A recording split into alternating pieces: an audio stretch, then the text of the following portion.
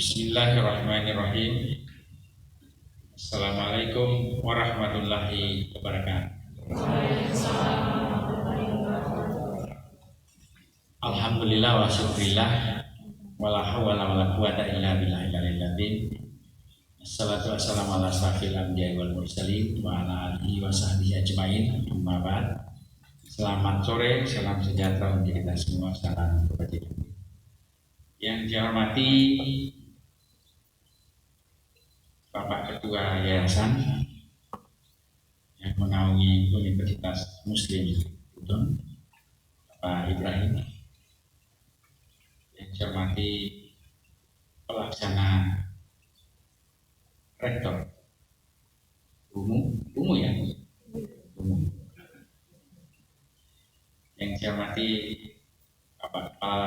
Bapak Sekretaris Lembaga Layanan 9, Bapak Sekretaris Lukman, dan Wakil Rektor, para dosen, dan mahasiswa khususnya dari Badan Eksekutif atau Mapero yang hadir pada kesempatan ini. Kami datang dalam jumlah yang cukup banyak. Sekarang ini lagi menyebar di beberapa perguruan tinggi. Tapi yang hadir di sini saya sendiri, kemudian Sekretaris Pak Amli sebagai koordinator untuk kelembagaan, dan di belakang ada Mala, ada Pak Green, ada Pak Dr. Mustaqim juga ada ya.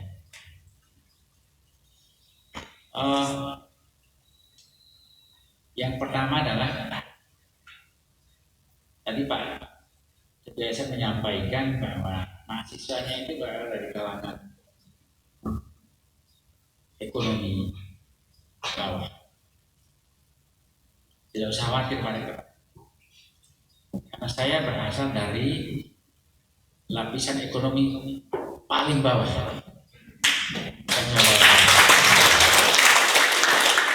Jadi kita tidak usah khawatir dan gelisah mengajar anak-anak dari masyarakat yang kebetulan tidak terlalu beruntung dari segi finansial.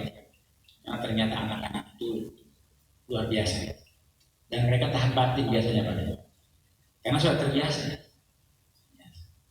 Kalau kami dari kampung itu, kalau hanya tidak makan siang itu tidak masalah, sudah biasa.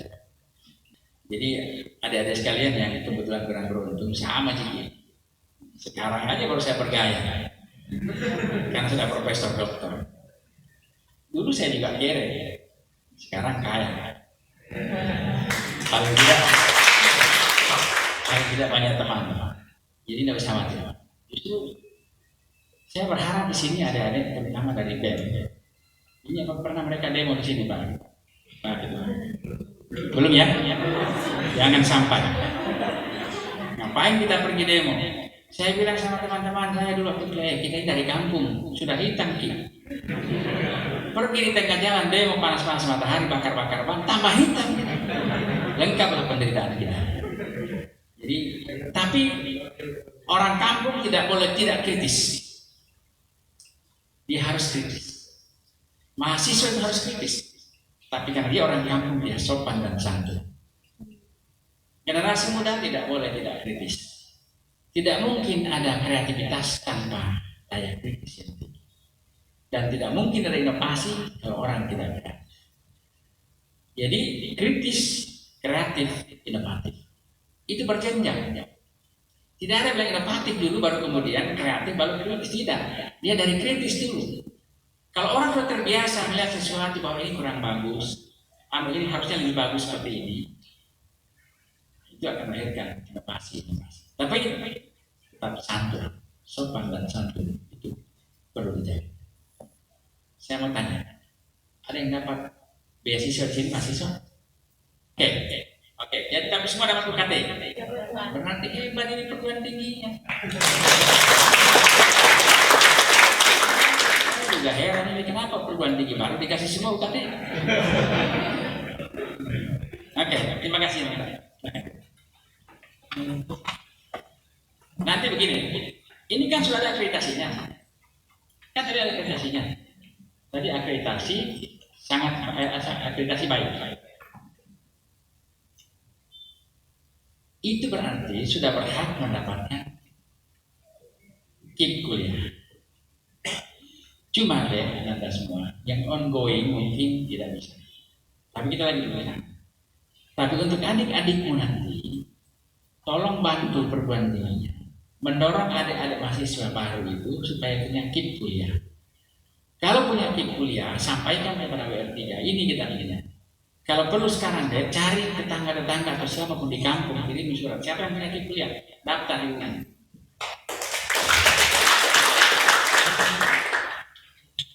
Sekarang enak, KIP kuliahnya itu SPP-nya aja Pak, kalau yang CB 2,4 SPP-nya. Tapi itu SPP bukan untuk mahasiswa ya. Jangan sampai nanti misalnya, kebetulan kita lagi berjuang sekarang supaya akreditasi C itu tidak turun SPP-nya. Karena sekarang kalau akreditasi B itu dapat 4 juta. Tapi at cost, walaupun 4 juta disiapkan pemerintah, tapi SPP-nya bapaknya 1,5, ya 1,5 dikasih untuk akreditasi B. Kalau akreditasi A itu sudah 8 juta Pak, sampai 12 juta. Tapi akreditasi C lagi kita upayakan, memang 2,4 juta, tapi jangan turun maunya. Tetap 2,4 juta, tidak at cost. Nah, tapi kalau itu terjadi, 2,4 juta bukan untuk mahasiswa Pak. Jangan sampai nanti mahasiswa datang, SPP kita kan cuma 1,5. Dikasih pemerintah 2,4, berarti sisanya 900. Tidak boleh. Karena SPP itu untuk kampus, bukan untuk mahasiswa. Yang tidak boleh adalah diganggu oleh perguruan tinggi. Nanti ada biaya hidup. Biaya hidup itu minimal sekarang 800 per bulan. Mungkin kalau Buton ini mungkin 8,5 atau 900. Karena dia berdasarkan, karena dia sekarang kita punya biaya hidup antara 800 sampai 1,4. Jakarta 1,4. Makassar 1,25. Kurang tahu Buton berapa. Mungkin sekitar 900 atau 800. Tapi kan lumayan. Makanya bilang gini sama teman-temannya di kampung, jangan pergi kuliah jauh-jauh dari kampung. Kalau ada KIP kuliahnya. Karena kalau pergi kuliah di Kendari saya harus kontrak. Kontrakannya mahal. Biaya hidupnya juga cukup mahal. Habis itu biaya hidupnya itu. Kalau kuliah di sini, rumah sudah ada. Kalaupun kontrak murah. Biaya hidup murah. Dengan biaya hidup 800 per bulan udah bisa beli motor itu. Bilang gitu ke mahasiswa, calon mahasiswa baru. Terutama yang penerima KIP kuliah. Percaya kalau mereka kuliah di kampung, itu akan banyak sisanya di 800. Tapi sempat ke Makassar nggak cukup. Pasti nomor. Nanti S2-nya baru disuruh ke Makassar. Begitu cara promosinya. Oke. Jadi Pak Ketua, saya kira itu kan akreditasi C Pak. Kalau tidak yakin akan bisa B, jangan kita habiskan waktu dan uang untuk mempersiapkan ke B. Biarkan dulu begitu Pak. Nah sana. Jadi kita kembangkan dulu sarana prasarana dan seterusnya supaya nanti tiba-tiba kita datang kesempatan akreditasi lagi. Karena C juga sudah bagus kok, kan baik ini. Apalagi kita kaitkan dengan visi misi perguruan tinggi. Ini bagus Pak Ketua, visi misinya ini.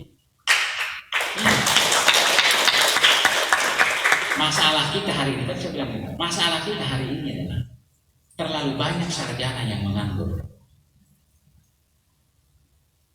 Pak Nadiem bilang begini, tolong kasih tahu anak-anak muda di kampung, kalau Anda pergi kuliah lalu kemudian menganggur, ngapain pergi kuliah habis-habisin duit? Apalagi sudah kuliah pergi bekerja, gajinya sama aja dengan tamatan SMA. Apa bedanya? Mending tidak usah sarjana, mending sarjana SMA aja masuk kerja. Atau kalau tidak, tamat SMA berusaha. Daripada uang dibuang-buang buat kuliah, mending uang itu dipakai untuk usaha.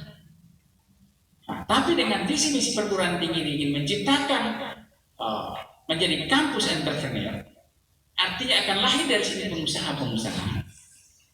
Dan kalaupun dia tidak menjadi pengusaha, dia akan menjadi pekerja yang terampil dalam bekerja. Karena sudah dididik di kampus ini. Itulah roh dari kampus Merdeka.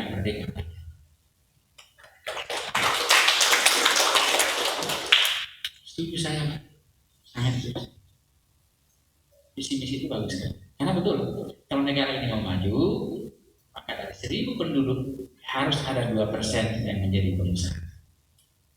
Kita Indonesia sekarang baru 0,02 1/100, Pak. Nah, kalau kampus ini menciptakan seperti itu, maka nanti suatu saat ketika wisuda ini, Pak, nanti itu jangan terlalu diumumkan wisudawan terbaik IPK 3,95.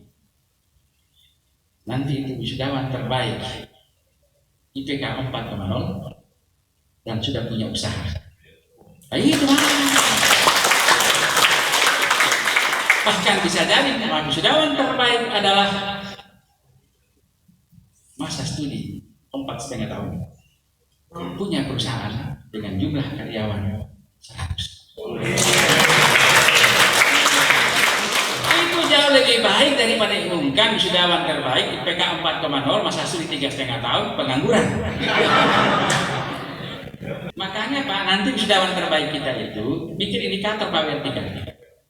Bukan cuma IPK, dikasih indikatornya itu oke, IPK masa studi usaha dan sertifikat lain, misalnya dia punya kompetensi. Bahkan kalau perlu buat IPK itu hanya 20%, masa studi juga 20%, kerjanya 35%, yang lainnya 15%.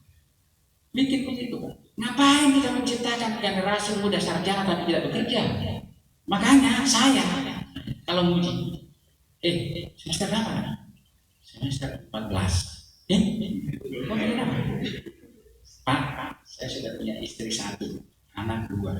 Saya punya toko 2. Oh, nggak apa-apa, bagus ya. Ya nggak apa-apa. Coba, istri 1, anak 2, toko 2. Siapa yang mau nilai berapa nilai istrinya? Siapa yang mau nilai berapa nilai anaknya? Nggak apa-apa. Daripada ada temannya seangkatannya dulu, tepat waktu kuliahnya, hanya 4 tahun. Tapi sampai hari itu masih cari-cari pekerjaan. Istri belum punya, apalagi anak. Tapi akan sangat baik jika IPK-nya bagus, masa studinya singkat, dia punya perusahaan, bahkan sudah punya istri dan anak. Itu hebat.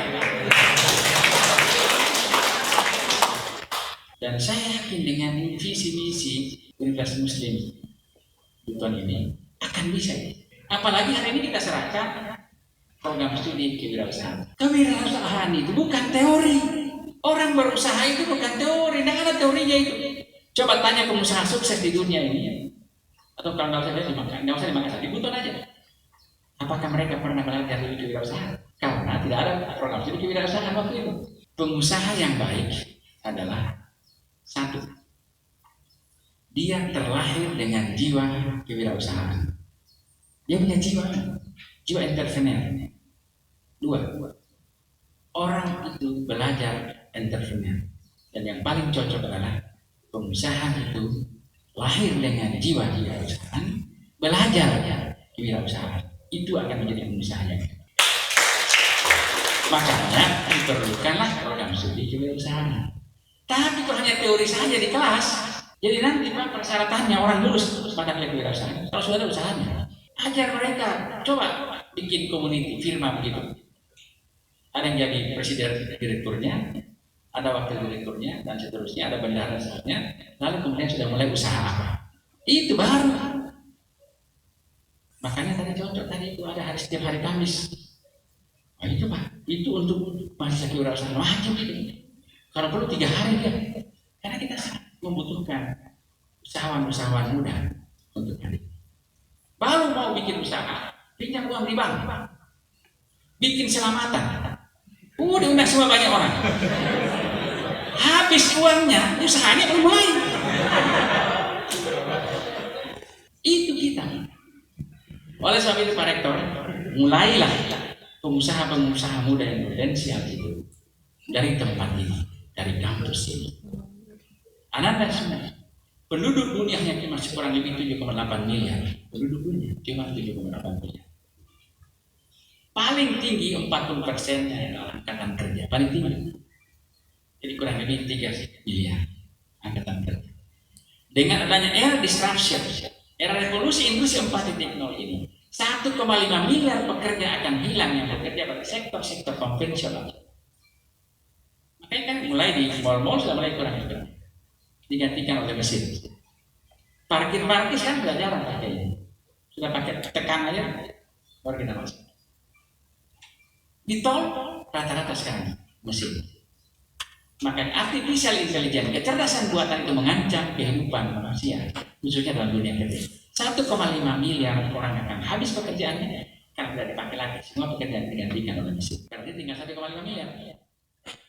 Untungnya adalah akan tercipta sekitar 2,1 juta lapangan kerja baru yang sampai hari ini belum ada. Tetapi bagusnya lapangan kerja baru itu 62% tamatan SD bisa bekerja. Oleh sebab itulah sehingga orang-orang perusahaan-perusahaan dunia seperti Google, Facebook, Ernst & Young, dan banyak perguruan tinggi lain, apa mereka bilang? We do not care about certificate. Kami tidak peduli dengan jasamu. Dia kan profesor doktor, tapi tidak punya keterampilan. Untuk apa? Maka mereka mengatakan, we do care about your skill, about your competence. Kami betul-betul peduli dengan keterampilan. Kalau keterampilan cocok dengan perusahaan kami, maka let's join us. Mari bergabung dengan kami. Oleh sebab itu hari ini pendidikan kita harus dimasukkan keterampilan. Kalau anak-anak kita mau sukses. Masalah kita adalah hari ini terampil juga tidak ada lapangan kerjanya. Memang terampil, ada yang terampil, tapi tidak ada lapangan kerjanya. Makanya kita perlukan pengusaha. Hal yang lain yang kita upayakan hari ini seperti yang dikatakan Pak Ketua tadi, buta huruf yang saya maksudnya adalah banyak anak-anak kita yang terampil, tapi tidak ada pekerjaannya di dalam negeri. Mau kerja di luar negeri, tidak bisa orang kerja di Amerika, tidak bisa orang kerja di Jepang, bahkan di Singapura dengan menggunakan bahasa buton. Tidak bisa. Yang pertama adalah speaking oriented. Orientasinya kayak ngomong, jangan pakai tensis, bikin pusing orang. Apa ini? Masa lalu, masa depan, masa lalu dan berlanjut sampai sekarang. Susah baru mikir begitu, tidak pernah ngomong kita. Kita dihantui dengan tensis itu. Apalagi harus menghafal verb bentuk pertama, kedua, ketiga. Setengah mati. Jangan-jangan masih begitu cara mengajar. Yang gimana itu Pak? Bikin pusing. Yang paling pertama, bangkitkan semangat. Wah, itu penting. Lalu kemudian suruh dia ngomong apa saja maunya. Kalau saya bilang gini, saya kan bahasa Inggris jelek, tapi saya berani. Kalau di luar negeri, dalam negeri juga saya tidak berani, kan ditertawai. Juga dalam negeri ditertawai tidak. Padahal orang bule itu baru bisa satu bahasa dengan selamat pagi, pintar bahasa Inggris. Kita sudah bisa good morning, good afternoon dan seterusnya. Belum dibilang pintar bahasa Inggris. Dia datang selamat pagi, pintar bahasa Indonesia. Padahal selamat pagi dia tahu. Itu orang Indonesia paling suka puji orang lain.